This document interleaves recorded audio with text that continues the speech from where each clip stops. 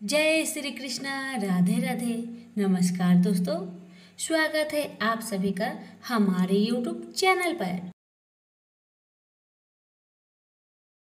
आज की कथा में आप सभी सुनेंगे माँ चंडी की कथा। कथा को पूरा जरूर सुनिएगा और अगर कथा अच्छी लगे तो कमेंट बॉक्स में चंडी माता की जय अवश्य लिखें। आइए श्रवण करें चंडी माता की कथा। एक गांव में एक शिकारी परिवार रहा करते थे। धर्मकेतु और उसकी पत्नी निधा, उनकी 5 बेटी थी। एक भी बेटा नहीं था जो वंश को आगे बढ़ाए, इसलिए धर्मकेतु दूसरी शादी करना चाहता था। निधा बहुत चिंतित और उदास रहती थी।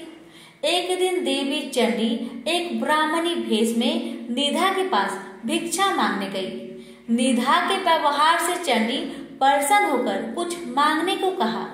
निधा ने कहा, मेरे पास सब कुछ है पर कोई पुत्र नहीं है। चंडी के आशीर्वाद से उसे पुत्र की प्राप्ति हुई। नाम कालकेतु था, बड़ा ही वीर था। बड़ा हुआ उसका शादी फुलेरा से हुआ। वह सुशील लड़की थी। उसके आने से पहले शिकार कर लाया हुआ मांस कालकेतु की माँ हाट में बेचने जाया करती थी, पर उसके आ जाने के बाद अब कालकेतु जंगल से जानवरों का शिकार कर लाता।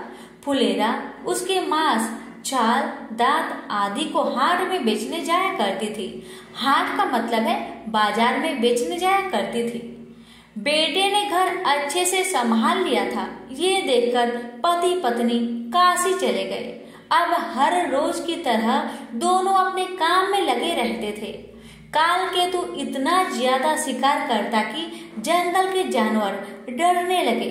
सभी जानवरों ने जंगल के राजा सिंह से गुहार लगाई। गेंडे ने कहा, राजा जी, मैं बहुत दुखी हूँ, मेरे 7 भाई मारे गए। हिरनी ने कहा, मैं पतिहीन हो गई हूँ, जीवन बहुत पीड़ा दे रही है, मौत भी नहीं आ रही है। बंदर ने कहा, मैं वंश विहीन हो गया हूँ, कालकेतु मेरे बच्चों को बांधकर बेच दिया। इसी तरह सभी जानवरों ने अपनी पीड़ा को राजा के सामने रखा। उन्होंने कहा, हम लोग आपके राज्य से कहीं और चले जाएंगे। सिंह राजा ने कहा, आप लोग नहीं डरे, मैं स्वयं कालकेतु से लड़कर आप लोगों की रक्षा करूंगा। सिंह और कालकेतु में युद्ध हुआ। सिंह भाग गया और कालकेतु जीत गया। सभी जानवर अब देवी चंडी के पास पहुँचे और उनसे विनती किए, माँ, हमें कालकेतु के हाथों से बचाओ।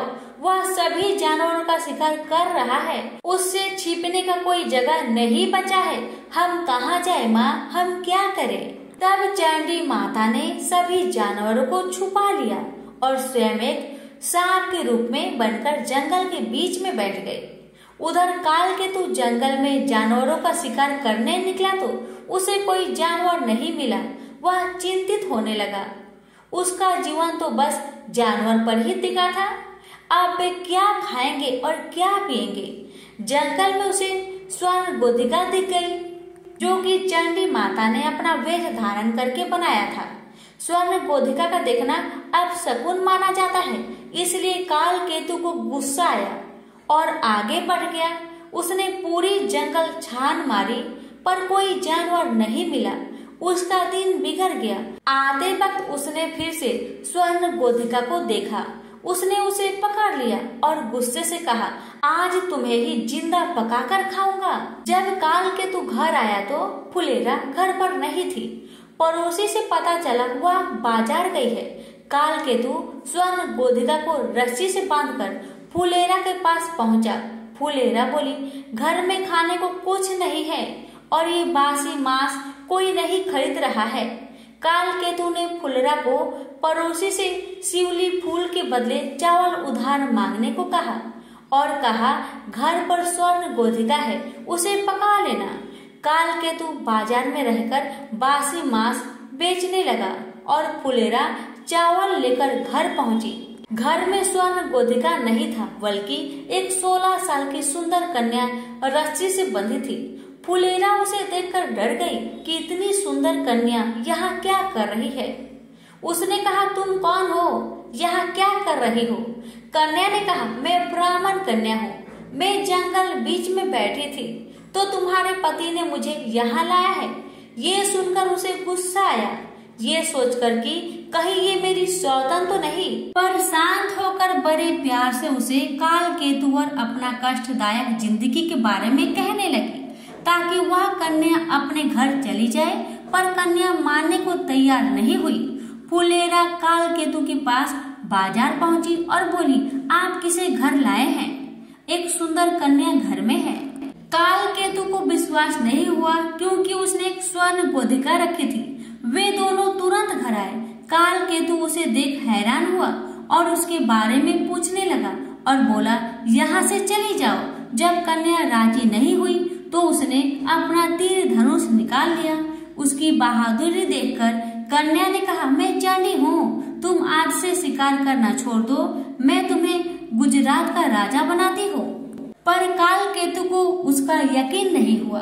वह बोला, अगर तुम चंडी देवी हो तो तुम असली रूप में आओ। चंडी ने उसे महिष मर्दनी का रूप दिखाया। तब दोनों उनके चरण पर गिर गए। चंडी बोली, हर मंगलवार मेरी पूजा करो और लोगों में मेरी पूजा का प्रचार कराओ। चंडी उन्हें एक अंगूठी दी जिसका मूल्य 7 करोड़ था। फुलेरा बोली, माँ, गुजरात जंगल से भरा है, उसे काटने और शहर बनाने में ही सारा धन चला जाएगा। चंडी ने 7 सोने से भरा कलश दिया और वे कलश कैलाश पर्वत पर चली गई। काल केतु अंगूठी को बेचने के लिए शिव मुरारी के पास पहुंचा। वह काल केतु से हमेशा मांस उधार में लिया करता था, इसलिए उसे लगा कि काल केतु उधार का पैसा लेने आया है। वह अपनी पत्नी को बाहर भेजा और छिपकर सारी बातें सुनने लगा। काल केतु के कुछ बोलने से पहले ही उसकी पत्नी बोली, मुरारी घर पर नहीं है, उधार का पैसा कल दे देंगे। काल केतु बोला, आप पैसा कल दे देना, मैं तो ये अंगूठी तुड़वाने आया था, अब दूसरे दुकानदार के पास जाना पड़ेगा। इतना सुनकर मुरारी दौड़ते हुए आया और अंगूठी देखा और झूठ बोला कि ये अंगूठी पीतल का है। उसने सोचा झूठ बोलकर वह अंगूठी स्वयं हड़प लेगा। काल केतु ने सोचा कि अंगूठी देवी को ही लौटा देगा। रात में चंडी ने मुरारी को सपने में अंगूठी का उचित मूल्य देने को कहा। उसने दूसरे दिन काल केतु को 7 कोटि रुपए दिए। काल केतु गुजरात के जंगल को कटवाने के लिए मजदूर लगवाया। जंगल में बाघ के डर से मजदूर जंगल के अंदर जाने को तैयार नहीं हो रहे थे। तब काल केतु स्वयं जंगल जाकर बाघ से लड़ा और उसे मार डाला। जंगल काटकर गुजरात शहर बसाया गया, पर गुजरात राज्य में कोई प्रजा न थी। काल केतु ने चंडी से प्रार्थना की। तब उन्होंने इंद्रदेव तथा समुद्र की मदद से कलिंग राज्य में भारी बरसात करवाई। नद नदी में बाढ़ आ गई।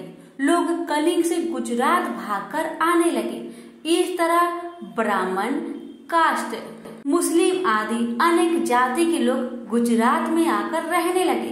काल केतु राज्य को सही तरीके से चलाने के लिए अच्छी अच्छी नीतियां बनाई। राज्य में एक व्यक्ति भारुदत्त भी रहता था। उसने मीठी मीठी बातें कहकर काल केतु के दरबार में ऊंची पद हासिल कर ली थी। उसने सभी को तंग कर रखा था। वह सभी के सामान ले जाता पर पैसा नहीं देता था। उसके अत्याचार से सभी लोगों ने काल केतु से उसकी शिकायत की। काल केतु ने उसे सजा दिया। भारुदत्त को यह सहन नहीं हुआ और वह कलिंग राजा के पास काल केतु की शिकायत करने गया। भारुदत्त कलिंग राज के दरबार में पहुंचकर राजा से कहने लगा कि आपके रहते कोई और दूसरा राजा शासन कैसे कर सकता है। कलिंग राज ने उससे पूछा, कौन है? यदि तुम सच कह रहे हो तो दिखाओ हमें। भारुदत्त ने कलिंग राज के दूत को ये सब दिखाया। कलिंग राज ने काल केतु पर आक्रमण किया। दोनों के बीच भीषण युद्ध हुआ, पर काल केतु हार गया। उसे काल कोठरी में डाल दिया गया। रात को चंडी देवी ने कलिंग राज को सपने में दर्शन दी और बताई कि काल केतु को मैंने गुजरात का राजा बनाया है। उसे आजाद कर दो। उसी समय कलिंग राजा दौड़ते हुए आए और कालकेतु को आजाद करवाए और उसे गुजरात का राजा बना दिया। भानुदत्त को सजा मिली। कालकेतु खुशी खुशी अपना जीवन राज्य चलाने लगा। प्रेम से बोलिए चंडी मैया की जय। कथा अगर आपको अच्छी लगी हो तो कृपया करके वीडियो को लाइक करके और आगे सभी के पास शेयर अवश्य करें। तो प्रेम से बोलिए पांचों देवी माता की जय। माता रानी की कृपा आप पर, आपके परिवार पर, हम सब पर सदा बनी रहे। आप सभी का बहुत बहुत धन्यवाद।